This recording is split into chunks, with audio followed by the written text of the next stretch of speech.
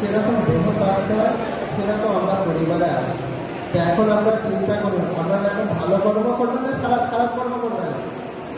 জোরে দেখুন, ঝগড়া করতে কিন্তু জোরে জোরে বলা হয়, তখন আমরা পরিচয় পাই, আমি এই লোকটা কথা ভাব করি না, ব্যবহার কথা হয়। কিন্তু হরি কথার সময় সাবধান হয়, যদি এটা কথা Нашел, наконец. বাস্তব কিনা। Я нашел, говорит, তো что কর্মটা হচ্ছে ভগবান আমাদেরকে সতর্কতা দিয়ে এই যে কিন্তু আমরা ভগবানের অংশ।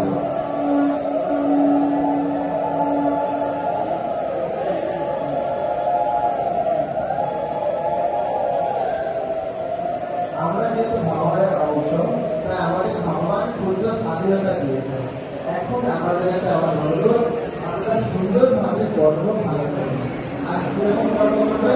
কৃষ্ণ কৃষ্ণ ভাবনা, সেই ভাবনা আমার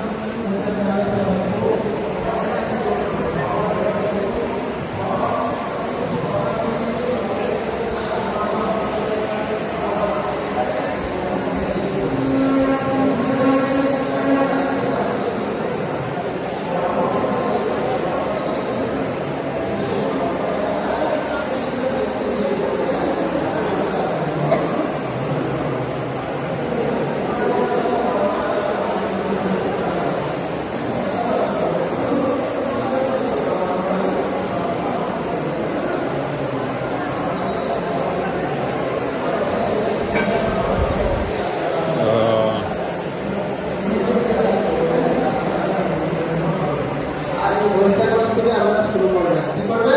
সবাই বলবে হরে কৃষ্ণ কৃষ্ণ কৃষ্ণ হরে হরে, হরে রাম রাম রাম হরে হরে।